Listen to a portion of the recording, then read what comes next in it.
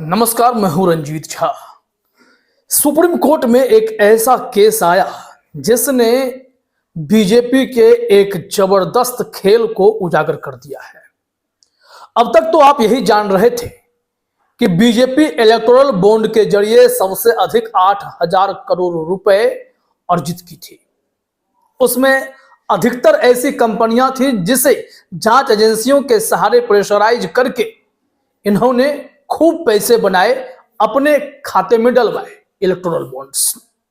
खास करके जो फार्मा कंपनियां थी उनका खेल सामने आया, या फिर 33 ऐसी लॉस मेकिंग कंपनीज थी जिसने 582 करोड़ रुपए चंदे के तौर पर दिए इलेक्टोरल बॉन्ड के जरिए। उसमें से 75% बीजेपी को गया।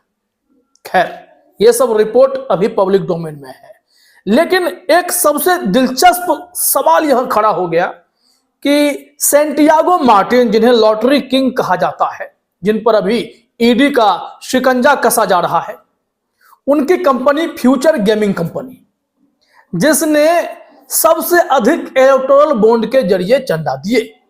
और कमाल की बात यह है कि इस फ्यूचर गेमिंग कंपनी ने जो इतना पैसा भर भर कर दिया इलेक्टोरल बॉन्ड के जरिए, उसमें सबसे बड़ी हिस्सेदारी बीजेपी को उन्होंने नहीं दी। और जब सुप्रीम कोर्ट ने इलेक्टोरल बॉन्ड को स्ट्राइक डाउन किया, तो उसके बाद धीरे धीरे तमाम पुर्जे खुलने लगे कि कहां किसको क्या पड़ा। बीजेपी को खैर पता तो होगा, क्योंकि सुप्रीम कोर्ट का मानना था कि जांच एजेंसियों को, बैंक्स को और सरकार को यह मालूम रहता है कि कौन कहां पैसा दे रहा है, और ओपोजिशन पार्टीज को नहीं पता है। ऐसे में वो कंपनियां डरकर, घबराकर पैसा तो सत्ताधारी को ही देंगी। पैटर्न तो यही चल रहा था, लेकिन फ्यूचर गेमिंग कंपनी ने इस पैटर्न को तोड़ दिया। अब जब जानकारी सामने आई कि इन्होंने 1368 करोड़ रुपए इलेक्टोरल बॉन्ड के तौर पर दिए, इसमें से उन्होंने सबसे कम बीजेपी को दिए। एक आंकड़ा जो इंडियन एक्सप्रेस का है, जरा देखिए अपने स्क्रीन पर, कि सैंटियागो मार्टिन की company future gaming electoral bond की सबसे बड़ी दानकर्ता थी, जिसने 2019 और 2014 के बीच 1368 करोड़ रुपए के बॉन्ड खरीदे थे। इसने पार्टी लाइन से हटकर दान किया। तृणमूल कांग्रेस 542 करोड़ रुपए के साथ इसकी सबसे बड़ी लाभार्थी थी। डीएमके के हिस्से 503 करोड़ रुपए आए दूसरे स्थान पर, और वाईएसआर कांग्रेस 154 करोड़ रुपए, लेकिन भाजपा को मात्र 100 करोड़ रुपए मिले, जो इलेक्टोरल बॉन्ड के जरिए भुनाए गए। ऐसे में बीजेपी की नींद उड़ी कि हमने ऐसी ऐसी कंपनियों से चंदे वसूल लिए जो घाटे में चल रही थी, उसने पैसे दे दिए। हमने ऐसे फार्मा कंपनियों से चंदे वसूल लिए जिनके दवा क्वालिटी टेस्ट में फेल हो रहे हैं, हमने उन्हें भी अप्रूव करके पैसे वसूल लिए। लेकिन ये फ्यूचर गेमिंग कंपनी, सबसे ज्यादा इलेक्टोरल बॉन्ड के जरिए डोनेशन देने वाली यह कंपनी, आखिर बीजेपी को पैसा कम क्यों दे रही है? तो बीजेपी में अमित शाह जी के कान खड़े हो गए, वित्त मंत्रालय के कान खड़े हो गए। इन्होंने ईडी को इनके पीछे लगाया। वो भी कैसे? मेघालय पुलिस की शिकायत पर। मेघालय में एनडीए की सरकार है। यहां देखिए, इंडियन एक्सप्रेस ने ही कहा है, मेघालय पुलिस की शिकायत के बाद ईडी ने 6 राज्यों में 22 जगहों पर छापेमारी की, जिसमें आरोप लगाया कि future gaming and hotel services private limited ने राज्य में लॉटरी कारोबार पर अवैध रूप से कब्जा कर लिया है। छापेमारी में 12 करोड़ रुपए नकद बरामद हुए। और सबसे बड़ी बात यह है कि इसी फ्यूचर गेमिंग कंपनी ने सबसे तगड़ा टैक्स भी भरे हैं लॉटरी वाले बिजनेस के जरिए। जरा देखिए अपने स्क्रीन पर, इंडियन एक्सप्रेस के हवाले से ही जानकारी है कि पूर्व अटॉर्नी जनरल मुकुल रोहतगी सहित कंपनी के वकीलों ने अंतरिम राहत की मांग वाली अपनी याचिका में सुप्रीम कोर्ट को यह भी बताया है कि फ्यूचर गेमिंग ने अब तक राज्य संचालित लॉटरी चलाने के कारोबार के संबंध में 28,205 करोड़ रुपए का जीएसटी भुगतान किया है। अब इतना बड़ा टैक्स ये कंपनी भी दे भी रही है, और ऐसे में फिर जांच भी इनके ही खिलाफ शुरू किए गए, क्योंकि बीजेपी को महज 100 करोड़ रुपए ही क्यों पड़े।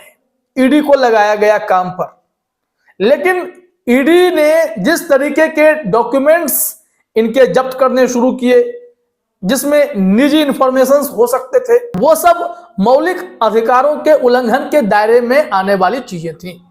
लिहाजा सुप्रीम कोर्ट में याचिका गई। क्या हुआ, सुप्रीम कोर्ट में एक आदेश आ गया, एक रेड लाइन जारी किया गया कि सैंटियागो मार्टिन मामला, ईडी के लिए सुप्रीम कोर्ट की red line, laptop mobile phone से सामग्री की कॉपी या एक्सेस नहीं कर सकते। इस पर सुनवाई होगी। यहां हम आपको इसके पूरे पैटर्न को जरा समझाने की कोशिश करते हैं। क्या कहा जा रहा है कि 13 दिसंबर को जस्टिस अभय एस ओक और पंकज मित्तल द्वारा पारित 2 पृष्ठ के आदेश में यह कहा गया कि फ्यूचर गेमिंग मामले की सुनवाई या अन्य संबंधित मामलों के साथ ही की जाए। फ्यूचर गेमिंग की याचिका में सूचीबद्ध 4 मामलों में अमेजन इंडिया के कर्मचारियों द्वारा दायर किए गए मामले शामिल हैं, जिसमें ईडी द्वारा उनके इलेक्ट्रॉनिक उपकरणों को पेश करने की मांग को चुनौती दी गई है, और न्यूज क्लिक मामला जिसमें याचिकाकर्ता 2023 में दिल्ली पुलिस द्वारा लैपटॉप और टेलीफोन जब्त करने पर सुप्रीम कोर्ट से दिशा निर्देश मांग रहे हैं। यह कोर्ट का मामला है कि उनके ऐसे प्राइवेट डॉक्यूमेंट्स क्या एक्सेस करने का अधिकार ईडी को है, क्या यह मौलिक अधिकारों के उल्लंघन के तहत आता है।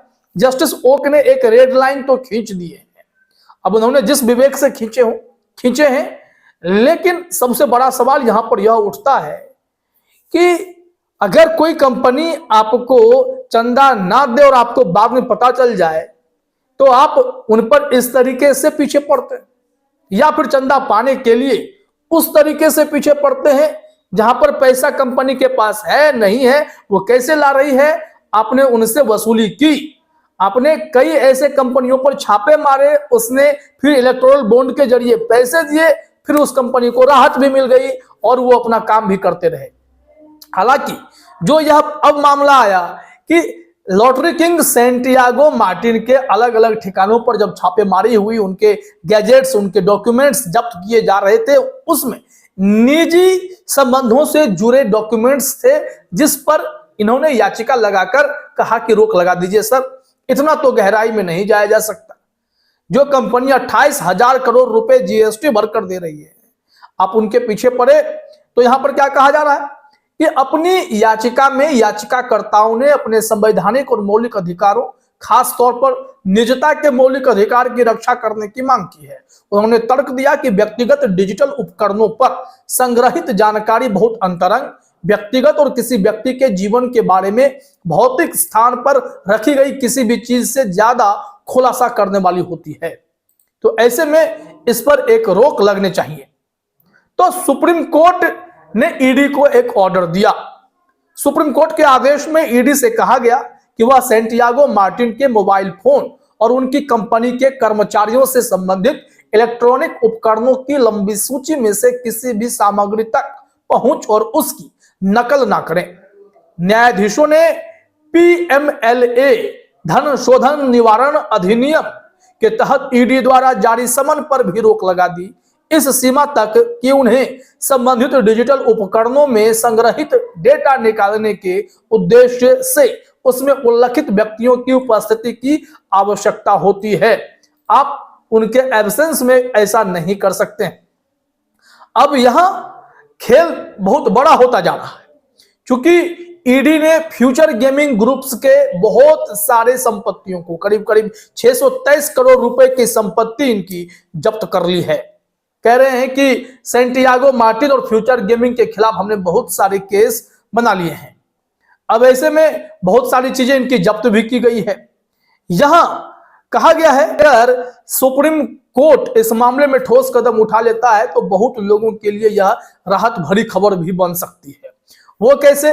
इंडियन एक्सप्रेस ने कहा है 234 पन्नों की याचिका दायर करने वाली वकील रोहिणी मूसा ने इंडियन एक्सप्रेस को बताया कि सुप्रीम कोर्ट का आदेश अन्य चल रहे मामलों के लिए एक महत्वपूर्ण मिसाल बन सकता है। पहली बात यह है कि सुप्रीम कोर्ट ने ईडी के खिलाफ प्रतिबंध हटाने की कोई तारीख नहीं दी है।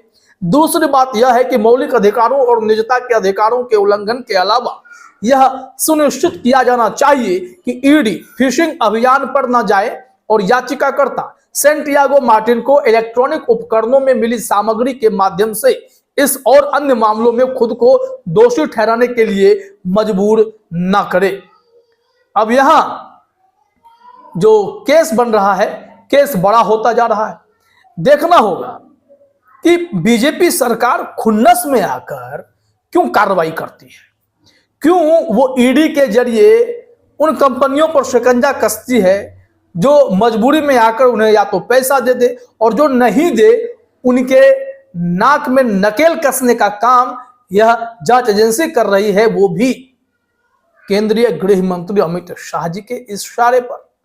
पोल खुलती जा रही है कि अगर इलेक्टोरल बॉन्ड की अब जांच करा दी जाए तो कई चीजें उजागर हो जाएंगी।